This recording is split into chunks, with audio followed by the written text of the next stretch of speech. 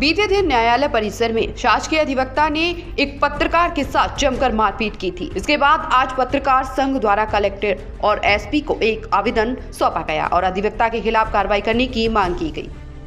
मामले में पीड़ित पत्रकार पंकज सोनी की माने तो सोमवार की दोपहर में न्यायालय किसी कवरेज पर गए थे। इस दौरान शासकीय अधिवक्ता राम अवतार तिवारी और एक अन्य अधिवक्ता ने पत्रकार पंकज सोनी का रास्ता रोककर जमकर गाली गलौज की और मारपीट करने लगे। इसके बाद वहां से पत्रकार पंकज सोनी भाग निकले और गोपालगंज थाने में पहुंचकर मामले की शिकायत की। वहीं इस मामले में पुलिस अधीक्षक ने वैधानिक कार्रवाई करने का आश्वासन पत्रकार को दिया। जब सागर शहर के पत्रकार सागर जिला कलेक्टर के पास शासकीय अधिवक्ता राम अवतार तिवारी के ऊपर सख्त कार्रवाई करने की बात की तो सागर कलेक्टर ने शहर के पत्रकारों को कोई ज्यादा रिस्पॉन्स नहीं दिया। सागर कलेक्टर के इस रवैये से कलेक्टर के खिलाफ भी पत्रकारों की नाराजगी व्यक्त की।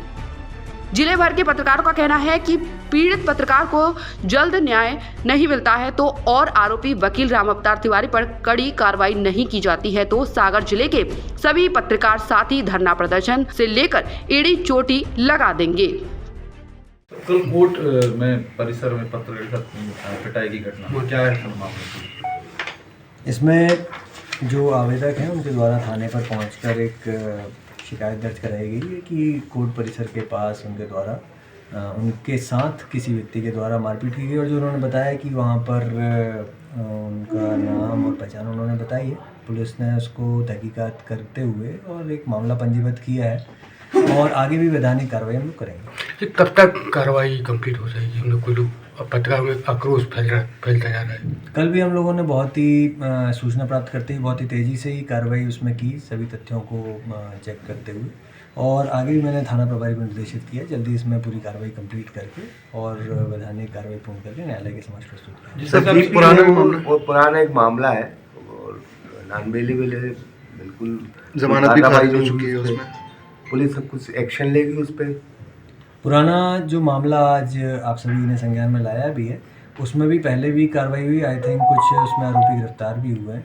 अन्य आरोपियों के संबंध में भी आगे कार्रवाई के लिए मैं निर्देशित कर रहा हूँ। वो कार्रवाई भी शीघ्र की जाएगी तथ्यों के आधार पर, साक्ष्यों के आधार पर। की घटना है। कल मैं एक रिपोर्टिंग करने के लिए जिला न्यायालय गया था और जब वहाँ से लौट रहा था तो रास्ते में दीपक तिवारी जी मिले अधिवक्ता। उन्होंने कहा कि कहाँ जा रहा? तो मैंने कहा घर जा रहा हूँ। तो उन्होंने कहा मैं तुम्हें अपनी गाड़ी से छोड़ देता हूँ। तो जब हम न्यायालय के भीतर से प्रशांत कुमार जी की कोर्ट के सामने से निकल रहे थे तो वहाँ पे अचानक जो पब्लिक प्रोसिक्यूटर हैं जीपी कहलाते हैं राम अवतार तिवारी, वो पीछे से आए और अचानक उन्होंने मेरा रास्ता रोक लिया और तुरंत आओ देखा ना ताओ और गुस्सा करते हुए गंदी गंदी माँ बहन की गालियाँ देने लगे। मैं कुछ समझ पाता उसके पहले ही उन्होंने मारपीट करनी शुरू कर दी और कहने लगे कि तूने मेरी खबर की थी और बड़ा पत्रकार बनता है, और मेरे साथ मारपीट कर दी। मेरा बीच बचाव करने आए दीपक तिवारी अधिवक्ता को भी उन्होंने मारपीट की। तो अचानक जब मैं समझ पाता मुश्किल से 2-3 मिनट के अंदर मेरे को समझ में नहीं आई कि क्यों मार रहे, क्या घटनाक्रम हुआ, लेकिन वो लगा कि खबर की वजह से उनके मन में पीड़ा है और उसकी वजह से वो ये सब घटनाक्रम कर रहे हैं। इसके बाद उन्होंने कहा कि मुझे मेरे तरफ बड़े, मेरे मोबाइल तोड़ने के लिए, छीनने के लिए। तो मैं वहाँ से फिर भागा सीढ़ियों से उतर के और उन्होंने मेरा दूर तक पीछा किया। तो ये घटनाक्रम मेरे साथ हुआ है और उन्होंने जान से मारने की धमकी दी। बहुत मतलब काफ़ी इस तरीके की स्थिति। तो और भी उनके एक साथी वकील से उन्होंने भी मेरे साथ रास्ता रोका और घटनाक्रम करने की कोशिश की। आपने शिकायत की इस मामले? जिला कलेक्टर आपने एसपी को शिकायत की है, क्या आश्वासन मिला आपको? मैंने इस मामले की सागर के कलेक्टर को भी शिकायत की है और उनको बताया है कि जो पूर्व में घटनाक्रम हुआ था उसमें ये आरोपी हैं और उसके बाद गोपालगंज पुलिस ने अब तक इन पर कोई कार्रवाई नहीं की है। लगातार इनको स्पेयर किया जा रहा है। ये काम पे भी जिला न्यायालय जा रहे हैं। मतलब आप न्याय की विडंबना देखिए कि गोपालगंज के गंभीर मामले के आरोपी होते हुए लगातार काम कर रहे हैं जिला न्यायालय में और ना इन्हें पुलिस पकड़ रही है और ना विधि विधायी द्वारा जो इन पर इस मामले को लेके जो कार्रवाई के लिए कहा गया है ना उस पर कोई कार्रवाई की जा रही है। तो लगातार इनको बचाया जा रहा है और इनको इतना प्रश्रय मिल रहा है, इतना संरक्षण मिल रहा है कि ये न्यायालय के मंदिर में ही आपराधिक वारदात करने से पीछे नहीं है। और इस घटना के बाद से सारे पत्रकारों में भय व्याप्त है और शहर के लोगों में भी स्तब्धता छाई हुई है कि ये किस तरीके का न्यायालय परिसर में घटनाक्रम हो रहा है, उसे अपराध का अड्डा बना दिया गया है। भारत सरकार ने एक वक्तव्य लिखा था कि चौथे स्तंभ को कोई भी नुकसान पहुँचाए तो उस पर सख्त से सख्त कठोर कार्रवाई की जाएगी।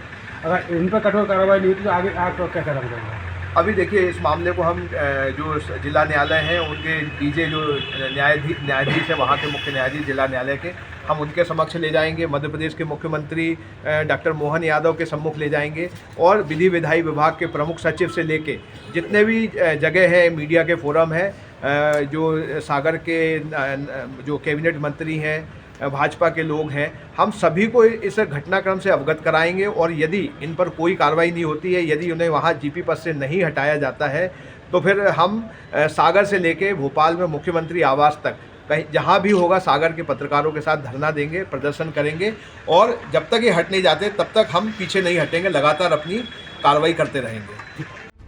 सागर से मनोज मेहरा की रिपोर्ट IND 365 पर।